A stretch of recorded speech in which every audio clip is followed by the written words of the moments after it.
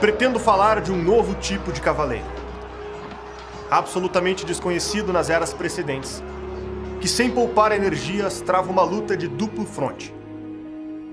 Uma luta contra a carne e o sangue, mas também contra os espíritos malignos espalhados nos ares. São Bernardo de Claraval. A história desses cavaleiros, que jamais poderiam se render no campo de batalha, mudou para sempre o destino do Ocidente, de Portugal e do nosso Brasil. Todo peregrino cristão que quisesse ir para a terra de Canaã, Israel, tinha seu caminho impedido. Você corria risco de vida real. We are betrayed. Defend the temple. Um grupo de nobres da França se reuniu e formou uma ordem. E tinha um voto de não recuar no campo de batalha.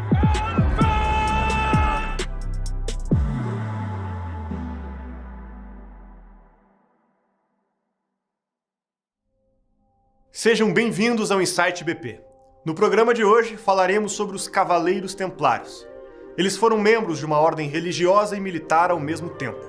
Como religiosos, esses cavaleiros faziam um voto de pobreza, castidade e obediência. Como militares, faziam outro voto: proteger os peregrinos que se dirigiam a Jerusalém. Mas protegiam de quem? Qual era a ameaça? O que isso tem a ver com a história do Brasil? Antes de continuar, é importante que você curta esse vídeo, porque isso nos ajuda a alcançar mais pessoas, ative o sininho para não perder as novidades e inscreva-se no canal. Sempre teremos bons conteúdos por aqui. A história dos Cavaleiros Templários está ligada à história das Cruzadas. Com muitos altos e baixos, em poucas palavras, as Cruzadas foram investidas militares para salvar dos muçulmanos os lugares santos no Oriente. Os peregrinos cristãos que iam à Terra Santa passaram séculos sendo atacados por muçulmanos. O caminho não era seguro e peregrinar significava o risco de perder a própria vida. Até que em 1120 o rei Balduíno II de Jerusalém pediu ajuda. O grupo de cavaleiros atendeu ao seu chamado. Estavam dispostos a se sacrificar para proteger os peregrinos. Foram chamados de pobres cavaleiros de Cristo. Nos primeiros 10 anos, não há muitos relatos sobre suas atividades. Isso mudou com as pregações de um santo católico, Bernardo de Claraval. Por volta de 1129, ele apresentou a causa dos Templários ao Papa Honório II. Assim, a Igreja reconheceu oficialmente a Ordem dos Pobres Cavaleiros de Cristo e do Templo de Salomão. Foi o próprio São Bernardo quem escreveu os fundamentos espirituais que os cavaleiros deveriam seguir. A batalha seria dupla: lutar contra si mesmo e contra os inimigos de Cristo. São Bernardo conciliou as virtudes monásticas com as virtudes militares de um digno cavaleiro. De um monge esperava-se a mansidão, prudência e temperança. De um militar esperava-se a coragem, fortaleza e justiça. Eles deveriam seguir uma regra de vida. 4 pontos norteavam um bom templário: o vigor físico, coragem ligada ao senso de honra, lealdade ao grupo e espírito de sacrifício. A alimentação deveria ser frugal, nem leve e nem forte. O recrutamento infantil era proibido e havia teste para os adultos. O maior apelo dirigia-se a homens com idade entre 30 e 40 anos, principalmente viúvos.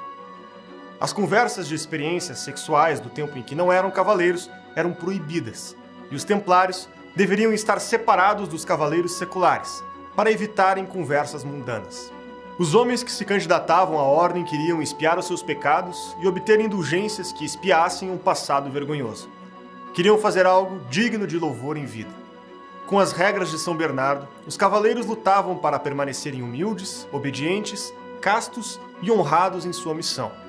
Um exemplo de obediência e coragem é visto no famoso cerco de Antioquia. Os muçulmanos estavam prestes a tomar a cidade, mas os templários bloquearam o caminho com o próprio corpo, a fim de cumprir a missão de defender os cristãos. Como aceitavam a pobreza e a morte no campo de batalha para defender os peregrinos, os monges guerreiros eram apreciados na sociedade em que viviam. Como sinal de gratidão, as doações que recebiam eram muitas. As pessoas reconheciam a importância de lutar pela defesa dos lugares santos. Muitas histórias envolvem o voto de pobreza que faziam. Uma das mais conhecidas diz respeito ao primeiro símbolo da ordem: 2 cavaleiros sentados no mesmo cavalo. Alguns defendem que o símbolo se refere ao fato de que não havia cavalos para todos. Mas para Bárbara Fraley, do Arquivo Secreto do Vaticano, o motivo é outro. Existe um poema épico chamado A Canção de Roland. Nele, os personagens Roland e Oliver combatem os sarracenos na Península Ibérica. Roland foi retratado como ousadia e destemor. Oliver como alguém que controlava suas paixões. Juntos, simbolizavam coragem e prudência, bravura e sabedoria. De acordo com a pesquisadora, o símbolo templário remete a esses personagens. Além do símbolo, a pobreza dos cavaleiros templários também foi causa de muita riqueza e de muitos problemas. A ordem cresceu a ponto de superar o poder do rei. As doações recebidas não ficavam com os cavaleiros, mas sim com a administração da própria ordem. Com o passar dos anos, a riqueza acumulada superava o tesouro dos reinos da época. Quando as guerras contra o Islã se tornaram menos frequentes, muitos templários começaram a se dedicar à atividade mercantil financeira. Os cavaleiros templários foram os precursores do sistema usado pelos bancos até hoje, o depósito e o saque por meio da letra de câmbio. Antes da viagem que ia da Europa para Jerusalém, deixava quantias de dinheiro guardadas com os templários. Viajavam com mais segurança e retiravam o dinheiro novamente em Jerusalém, apresentando a letra de câmbio. Com o objetivo de libertar Jerusalém do jugo muçulmano, em 1095, a primeira cruzada foi decretada. Os cavaleiros templários tiveram um papel importante nessa guerra, que marcou o início da reconquista do Ocidente. 49 anos depois, o Papa Eugênio III convocou uma nova cruzada para defender a Terra Santa. Os muçulmanos tinham tomado o condado de Edessa. O apelo do Papa não foi atendido. Foi necessário que São Bernardo de Claraval convocasse os fiéis. A segunda cruzada aconteceu, mas foi um fracasso. Os cristãos perderam para o líder muçulmano chamado Nur as-Din. Após a primeira cruzada, muitos guerreiros deixaram a Terra Santa e voltaram para casa. Havia mais invasores do que cristãos defendendo o território. Os muçulmanos tinham vantagem numérica e estavam melhor localizados no território. Além disso, o custo de pertencer à Ordem dos Templários era alto. Cada cavaleiro custeava a própria viagem, armadura, armas e até seus cavalos. Outro fator que desequilibrou a balança foi a presença do general Saladino, que uniu muçulmanos que lutavam entre si. Agrupados, tiveram mais força contra os cristãos. Alguns anos mais tarde, em 1186, o confronto entre as tropas de cristãos e muçulmanos era inevitável na cidade de Jerusalém. Saladino estava expandindo o seu domínio. O chefe dos cristãos aconselhou o rei a aguardar que o exército inimigo se desgastasse no deserto. O monarca fez diferente, decidiu atacar. Jerusalém foi novamente perdida para os muçulmanos. Em 1187, os mouros derrotaram os cristãos na Batalha de Ati e prenderam 230 templários.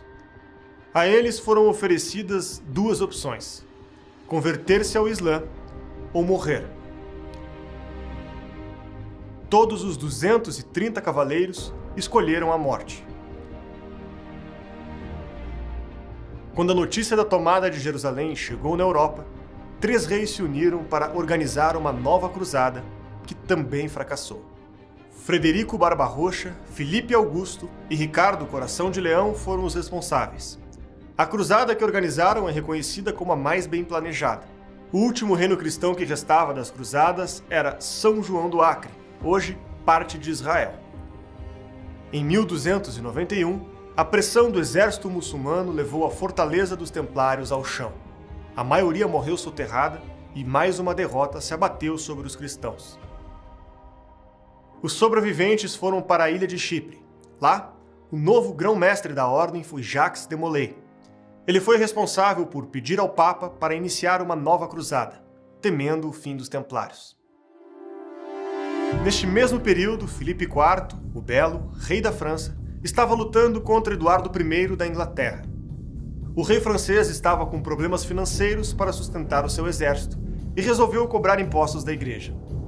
O Papa Bonifácio VIII proibiu essa cobrança e emitiu uma bula rechaçando o rei. Foram muitos conflitos, a ponto de Filipe o Belo criar uma campanha difamatória contra o Papa, o acusando de ser herege e satanista. O problema evoluiu de tal maneira que Bonifácio VIII excomungou o rei. Por causa disso, 600 homens liderados por Guilherme de Nogaret invadiram a cidade e exigiram a renúncia do pontífice. Sua resposta foi: eis a minha cabeça, eis a minha tiara. Morrerei, é certo, mas morrerei papa. Filipe o Belo continuava expropriando judeus e bancos, gerando inflação, dando calotes e fazendo dívidas. Com a crise, a população se revolta. A estratégia foi recorrer à Ordem dos Templários. Quando ele pediu uma enorme quantia emprestada, o tesoureiro da Ordem concedeu o que o rei pedia. Quando o grão-mestre descobriu, ficou furioso. O dinheiro estava guardado para uma nova cruzada e não poderia ter sido emprestado. Por isso, expulsou o tesoureiro responsável. Novamente, Filipe o Belo começou uma campanha difamatória, mas dessa vez contra os templários. Ele acusou de serem hereges, apóstatas e sodomitas. Foi aberto um processo judicial contra os pobres cavaleiros de Cristo. No processo, encontraram regras não previstas por São Bernardo de Claraval. Havia problemas de humilhações e torturas de neófitos no rito de iniciação dos templários. O rei francês se aproveitou desses problemas para extinguir a ordem e conseguir o dinheiro que precisava. O Papa declarou os templários como inocentes de heresia, mas o poder civil os jogou na fogueira. O processo foi sangrento. Na noite de sexta-feira 13 de outubro de 1307, centenas de cavaleiros foram capturados pelo rei e foram sujeitos a torturas para confessarem seus crimes. Para muitos, essa é a razão de sexta-feira 13 ser um dia sombrio. Clemente V queria absolver os templários, mas estava doente e não conseguiu enfrentar a oposição de Filipe IV. Em 1314, a Ordem dos Templários foi dissolvida. Jacques de Molay foi condenado à fogueira pelo crime de heresia. Diante do cenário da França, o Papa Clemente V solicitou a Dom Diniz que fizesse o mesmo com os templários portugueses, mas o rei não atendeu ao pedido. Portugal reconheceu o valor da Ordem dos Cavaleiros de Cristo e deu a ela salvo-conduto. Nas terras portuguesas, a ordem continuou com o nome de Ordem de Cristo, e os bens foram transferidos ao rei português. O pequeno país na Península Ibérica recebeu o dinheiro que precisava para se tornar o pioneiro nas navegações. E como isso se relaciona ao Brasil? Pedro Álvares Cabral era grão-mestre da Ordem de Cristo e foi ele que comandou 13 caravelas e cerca de 1.500 homens pelos mares. Quando sua frota se afastou muito da costa africana, acabaram desembarcando no lugar que chamaram de Porto Seguro. Acreditando que tinham chegado em uma ilha, deram o nome de Vera Cruz. A história dos cavaleiros que buscaram redenção no campo de batalha é permeada de vitórias e derrotas. Atravessou séculos e chegou a influenciar até mesmo as navegações portuguesas. Em muitos membros da Ordem de Cristo, o senso de coragem e lealdade permaneceu. Os portugueses, depois de séculos lutando pela reconquista do território ocidental, partiram para uma nova luta, mas dessa vez contra o mar. Quem mais você acha que vai gostar de ouvir essa história? Compartilhe, ajude a divulgar esse vídeo, curta, ative o sininho e inscreva-se no canal. Até a próxima!